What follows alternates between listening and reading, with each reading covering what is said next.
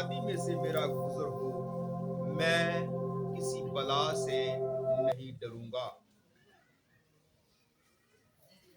کیونکہ تو میرے ساتھ ہے۔ تیرے عصا اور تیری لاٹھی سے مجھے تسلی ہے۔ کلام خدا کے پڑھے اور سنے جانے پر خدا ان کی برکت ہو، آمین۔ خدا کا شکر۔ اس زبور کے اندر یہ ایک واحد آیت ہے جو موت کے تعلق سے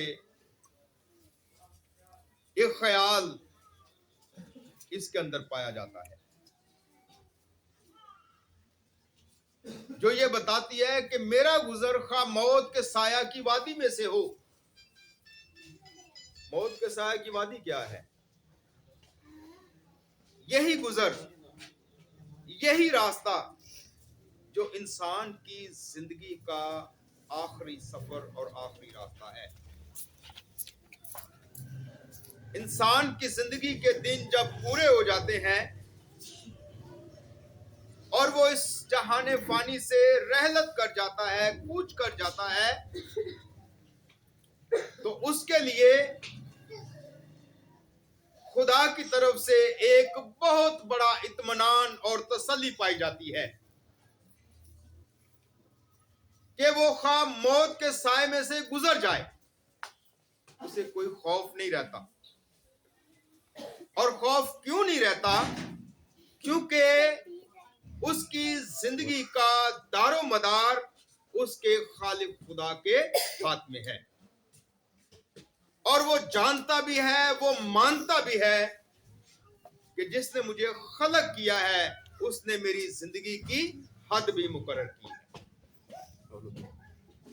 اور میں اپنے خالق خدا کی فرمانبرداری کرتے ہوئے،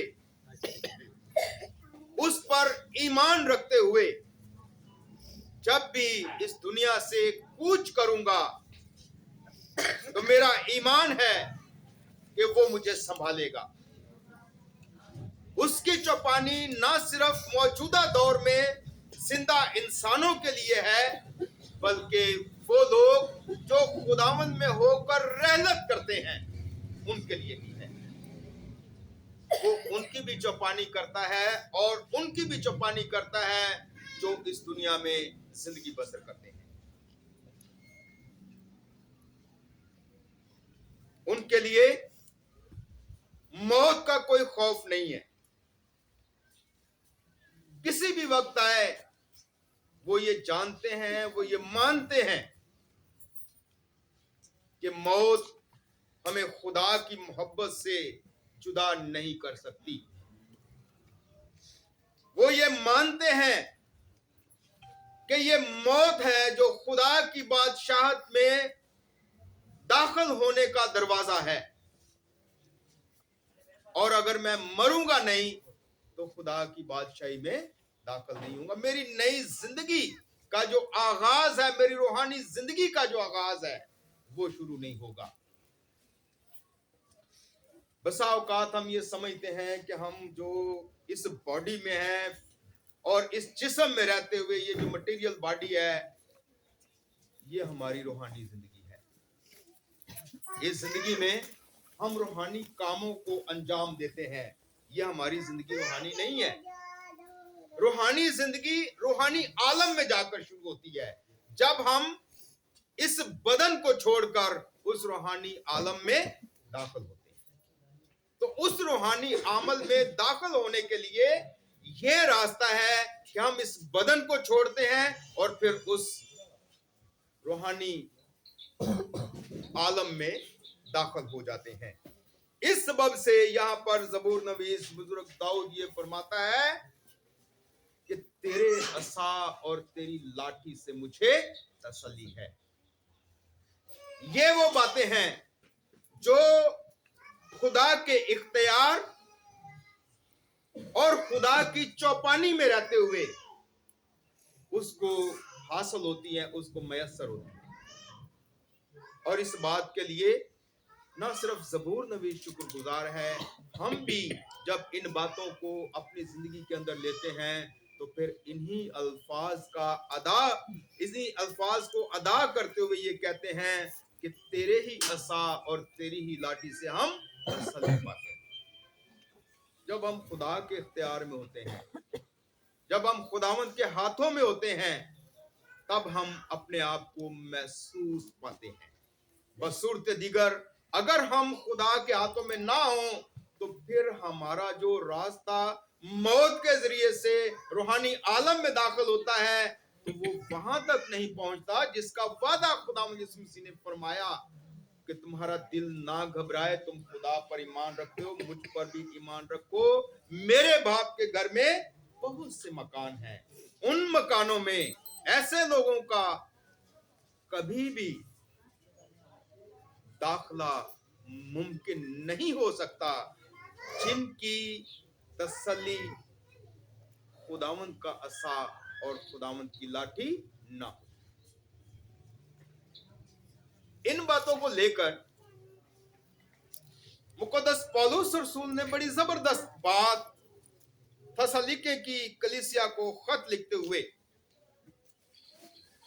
पहला थस्सलुनीकियों चौथा बाब 13वीं आयत से लेकर 17वीं आयत तक की जो हमारे सामने दूसरी तलावत की गई है, इसमें अब उस फर्क को उजागर करता है जो ऐसे लोगों के लिए जो खुदावंद की लाठी और उसके असा में जिंदगी बसर करते हैं, उसके डर में, उसके खौफ में, उसकी मोहब्बत में जिंदगी बसर करते हैं, और वो लोग जो खुदा के खौफ से दूर, उसकी मुहाफ़ज़त से दूर, उसकी चौपानी से दूर और उसके इख्तियार से अपने आप को दूर रखते हैं, उन लोगों की भी यहां पर मुकद्दस पौलुस रसूल बात करता है।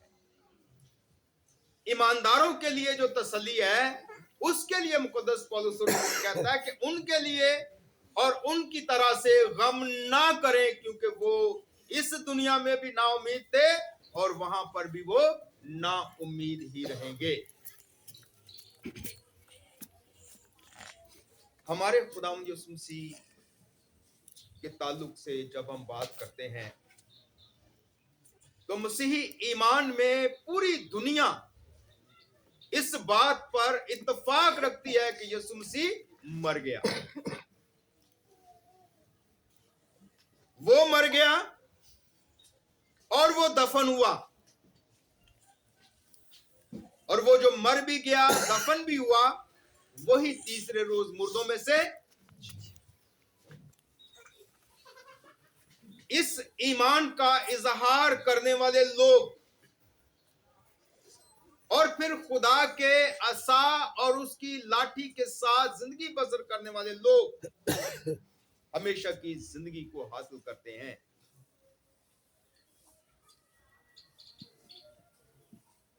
कलाम मुकद्दस में जब मुकद्दस पौलुस रसूल ये कहता है कि नाउमीदों की तरह गम ना करो, तो वो लोग जो आज भी इस बात से बेखबर हैं, इस बात से नावाकिफ हैं, इस बात को नहीं जानते कि मरने के बाद हमारा क्या होगा या मौत के बाद हम कहां होंगे, वो नहीं बता सकते और उनको नहीं पता, जो मसीह के बगैर जिंदगी बसर करते हैं। लेकिन जो मसीह में जिंदगी बसर करते हैं और मसीह में होकर रहलत करते हैं, उनके लिए उम्मीद भी है और तसल्ली भी है। और वो उम्मीद और तसल्ली क्या है कि यीशु मसीह मर गया और दफन हुआ और फिर तीसरे रोज मुर्दों में से जी उठा। उनके ईमान के इजहार में 4 बातें पाई जाती हैं। पहली बात कि उसने शैतान पर फतह पाई। दूसरी बात कि उसने गुनाह पर फतह पाई। तीसरी बात कि उसने मौत पर फतह पाई। और चौथी बात कि उसने कब्र पर भी फतह पाई। ये वो बातें हैं जो ईमानदार के लिए सबसे बड़ी तसल्ली का सबब बनती हैं। और मुकद्दस पौलुस रसूल कहता है, मेरे भाइयों, मेरे बहनों, मेरे अजीजों, मेरे दोस्तों, मेरे साथियों, मेरे बच्चों, इन्हीं बातों के जरिए से तुम एक दूसरे को तसल्ली दिया करो। इन बातों के बगैर कोई तसल्ली नहीं। पहली बात कि उसने शैतान पर फतह पाई, दूसरी बात कि उसने गुनाह पर फतह पाई, तीसरी बात कि उसने मौत पर फतह पाई, और चौथी बात कि उसने कब्र पर भी फतह पाई। ये वो बातें हैं जिनके जरिए से हमारा ईमान पुख्ता होता है, हम ईमान में मजबूत होते हैं, और मजबूत होते हुए हम लोगों की खिदमत करते हैं, लोगों के लिए काम करते हैं, और इस कलाम को लेकर लोगों के पास जाते हैं कि भाई इसमें जो लिखा है, इसमें जो बातें पाई जाती हैं, वो ना सिर्फ आपके ईमान को मजबूत करती हैं, बल्कि इस बात के लिए भी आपको तैयार करती हैं कि आप ना उम्मीदों की तरह गम ना करें। हम खुदा का शुक्र करते हैं कि जो यीशु मसीह पर ईमान रखते हैं, वो मर जाएं तो भी जिंदा रहते हैं। देखने को ये आयत के अंदर बड़ी सादा सी बात लगती है कि वो मर जाएं तो भी जिंदा रहते हैं, लेकिन इसके मानी बड़े गहरे हैं। और अगर हम इस आयत के मानी पर गौर करें तो इसमें हमारे लिए ये तसल्ली और ये उम्मीद है कि हम जब मर जाते हैं तो फिर हमारी किन बातों को याद किया जाता है। कैसे किन बातों को याद किया जाता है? एक बहुत बड़ा स्कॉलर है, वो ये बात करता है कि दुनिया के बड़े बड़े लोग, बड़े बड़े सूरमा, जिन्होंने बड़े बड़े मार के अंजाम दिए हों, या वो जो जज हैं, जो वकील हैं, जो कर्नल हैं, जर्नल हैं, या किसी बड़े सरकारी ओहदे पर तैनात हैं, उनको उनके उन ओहदों के ताल्लुक से याद नहीं किया जाता,